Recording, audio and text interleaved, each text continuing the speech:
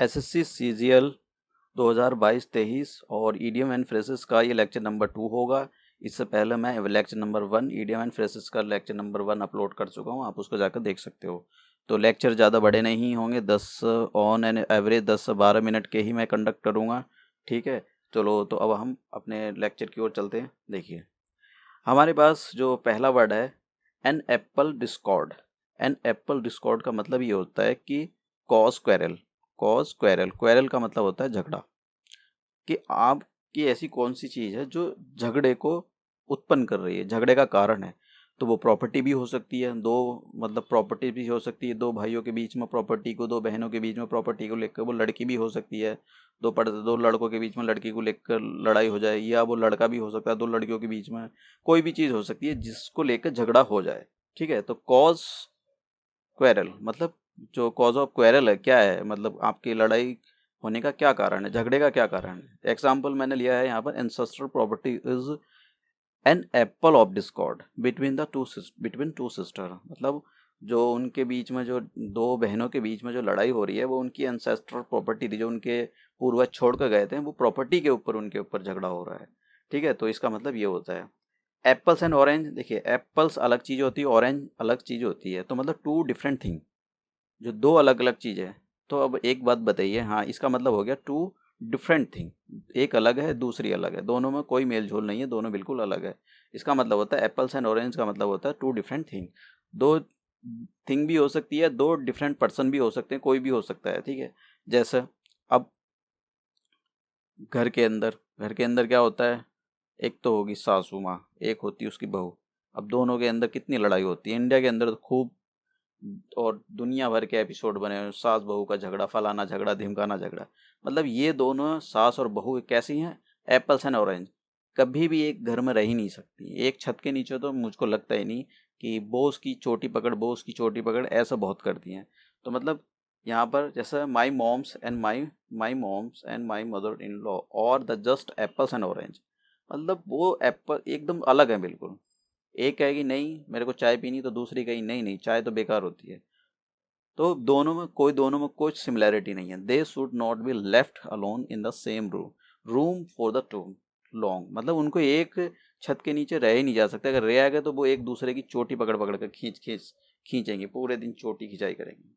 Next हमारे पास rotten Apple. Rotten Apple का मतलब सड़ा हुआ एप्पल, इसका मतलब वैसे यही होता है, लेकिन इसका मतलब ये होता है कि सपोज करो आपका एक ग्रुप है, फ्रेंड का एक ग्रुप है, आपके दोस्तों का, और मैं कहता हूँ कि उसके अंदर 10 लोग हैं, आपके 10 लोगों का ग्रुप है, और इसके अंदर 9% जो है बड़े ऑनेस्ट है, ऑनेस्ट पर्सन एकदम। ठीक है, लेकिन 1% क्या है, वो डिसऑनेस्ट है। 1% क्या है, डिसऑनेस्ट है। तो इस ये जो ग्रुप है 10% का, तो 1% के डिसऑनेस्ट होने की वजह से ये पूरा ग्रुप बदनाम हो जाता है। मतलब एक ऐसा पर्सन जो पूरी चीज को खराब कर देता हो, उसी को बोला जाता है रोटन एप्पल। जैसा आपने देखा होगा कि आपकी क्लास के अंदर कोई सी भी एक पर्सन या दो ऐसे जरूर होंगे जो पूरी क्लास में आतंक फैला कर रखते होंगे। मतलब कभी उसके चप्पल मार, कभी उसके जूते मार, कभी उसके ये कर, कभी वो कर, जैसी मतलब ये मैं किसी भी क्लास की बात कर रहा हूँ, मतलब एकदम आतंक पूरी क्लास को अपने सर पर उठाए रहती। मैम या सर परेशान हो जाते हैं उनसे कि ये पता नहीं कौन आतंकवादी आ गया हमारी क्लास के अंदर। तो रॉटन एप्पल का मतलब is use to refer to a morally corrupt person in a group regarded as the capable of having an adverse effect on the others. मतलब दूसरों को भी खराब कर देता है। ठीक है, सड़ा एप्पल मतलब दूसरों के, सड़ा हुआ एप्पल क्या काम करेगा, वो दूसरों अच्छे एप्पल को भी खराब कर देगा। तो इसका मतलब ये हो गया कि कोई भी बेकार चीज, जैसे यहाँ पर एग्जाम्पल मैंने कि chartered accounts have no time for the rotten apple in their professional barrel. देखिए इसका मतलब ये होता है कि जो चार्टेड अकाउंटेंट होते हैं, जो सीए होते हैं, इनके उसमें रोट खराब पर्सन का कोई काम नहीं होता। वैसे हालांकि डिसऑनेस्ट पर्सन बहुत होते हैं, मैं मतलब इन ये सीए वाले क्या काम करते हैं, ये कंपनी का काफ़ी टैक्स छुपाते हैं ये। ठीक है, इधर से उधर करने का बहुत काम करते हैं ये। दूसरा है next, the apple of the someone eye. Apple of the somebody eye या somebody someone eye, same thing.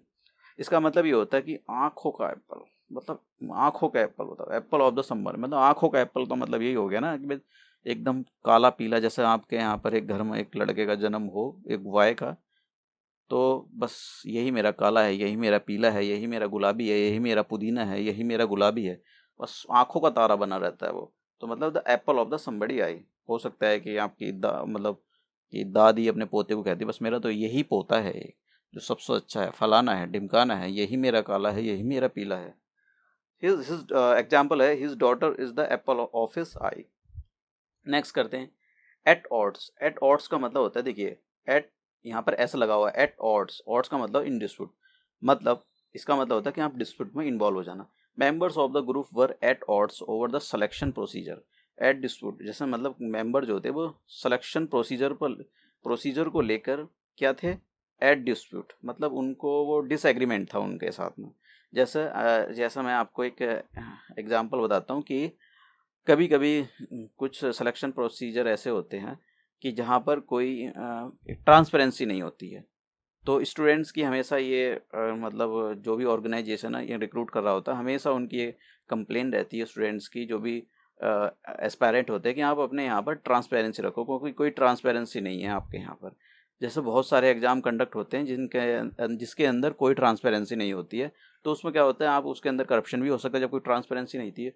तो कुछ स्टूडेंट्स कंप्लेन करते हैं उस ऑर्गेनाइजेशन से या जो भी कोई इंस्टीट्यूट होगा कि आप अपने यहाँ पर ट्रांसपेरेंसी लाइए। तो मतलब कुछ लोगों का इन डिस्प्यूट में हो जाना, एट ऑड्स में हो जाना। देखिए members of the groups were at the odds over the selection procedure. Next करते हैं, देखिए लॉजर हेड्स। लॉजर हेड्स का मतलब होता है आपका, मतलब एक डिसएग्रीमेंट होना, स्ट्रॉन्ग डिसएग्रीमेंट होना। ठीक है, इसका मतलब भी एक डिसएग्रीमेंट होता है और इसका मतलब भी डिसएग्रीमेंट ही होता है, इन डिसएग्रीमेंट द पार्ट। देखिए लॉजर हेड, मैंने यहाँ पर इसका मतलब भी दिखा, लॉजर हेड्स का मतलब होता है स्ट्रॉन्ग डिसएग्रीमेंट। तो एट लॉजर हेड्स का मतलब क्या हो गया, the party is at loggerheads with the president over the public spending. मतलब पार्टी जो है प्रेसिडेंट के ऊपर भड़क गई, मतलब डिसएग्रीमेंट में चली गई, उसके साथ डिसएग्री हो गई कि भाई आपने जो है ये पब्लिक फंडिंग के लिए हो, इस पर जो पब्लिक फंडिंग कर रहे हैं, स्पेंडिंग कर रहे हैं उसके लिए हो। देखिए ऑड्स एंड एंड्स और ऑड्स एंड शॉर्ट्स, इसका मतलब एक ही होता है। मैं आपसे बता देता हूँ, मैंने बहुत सारी बुकों को यूज किया है, आपके पिछले साल के जो भी क्वेश्चन आए हुए हैं उनसे सारे क्वेश्चन निकाले हुए हैं। कभी आप सोच रहे हो कि ये सब ऐसे ही, ये सब एग्जाम में पूछे गए क्वेश्चन है। ठीक है, ऑड्स एंड एंड्स या ऑड्स एंड शॉर्ट्स का मतलब होता है वेरियस आइटम। मतलब आप सपोज करो, मतलब कोई भी चीज़ जो बहुत छोटी हो और अनइम्पोर्टेंट हो, उसका कोई भी यूज़ ना हो। ठीक है, जैसा आप अपना जब कभी भी रूम, मतलब कोई भी अगर आप घर, सपोज करो आपको एक घर से दूसरे घर में शिफ्ट करना है, तो आप क्या काम करते हो, वहाँ पर बहुत सारी चीज़ें, जैसे बोतल छोड़ दी, छोटी मोटी चीज़ें, किताब कॉपीज, बेकार सी चीज़ें वहीं पर छोड़ दी। तो मतलब बेकार चीज़ों को छोड़ देते हैं, तो ये क्या होती है, मतलब अनइम्पोर्टेंट होती हैं और छोटी सी चीज़ें होती हैं। तो ऐसे को बोला जाता है ऑड्स एंड एंड्स या ऑड्स एंड शॉर्ट्स, इनको ये बोला जाता है। वेरियस मतलब क्या हुआ, various items of the different types, usually small और अनइम्पोर्टेंट और ऑफ द लिटिल वैल्यू, मतलब बहुत छोटे होते हैं या बहुत उनकी वैल्यू कम होती है। मैंने एग्जाम लिखा, we have moved most of the furniture to the new house. मतलब हमने अपना नए घर में शिफ्ट किया है, तो नए हाउस में हमने मोस्ट ऑफ फर्नीचर फिर शिफ्ट कर दिया है, but there are the still a few odds and ends to bring over. मतलब कुछ ऐसी चीज़ें थी, फालतू की चीज़ें जिनकी कोई कॉस्ट नहीं थी, बेकार सी चीज़ें थी, तो उनको हमने छोड़ दिया है।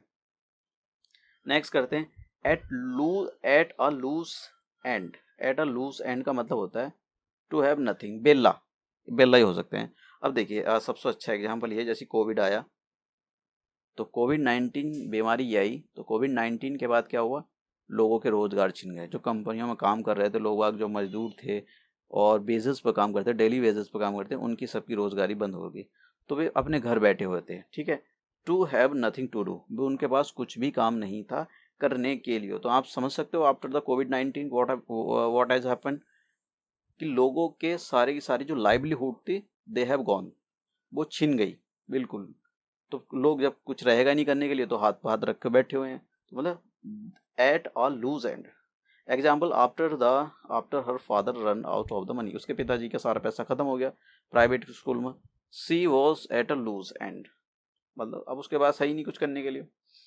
अब बोर्ड का मतलब होता है एक ऐसा, मतलब कोई भी पर्सन होता है जो ऑनेस्ट हो और लीगल है। मतलब अगर आप उसको देखो कि भाई तुम कैसे हो, एकदम ऑनेस्ट, उसने कोई 2 नंबर का काम नहीं करा हो, मतलब पर्सन की बात नहीं, हाँ पर्सन ही हो सकता है ये। Anyone who want to inspect our books can see for themselves that are totally above and board, मतलब एक टाइप से ऑनेस्ट, स्ट्रेट फॉरवर्ड, मतलब कोई जिसके अंदर 2 नंबर का काम नहीं, स्ट्रेट फॉरवर्ड। आप कभी भी चाहे आके इंस्पेक्शन कर सकते हो, यहाँ पर कोई इलीगल काम नहीं मिलेगा, सब लीगल काम होंगे। ठीक है, एक होता है अबव ऑल। अबव का ऑल का आप समझ गए होगा, जैसे इंडिकेट कर रहा है मतलब सबसे ऊपर।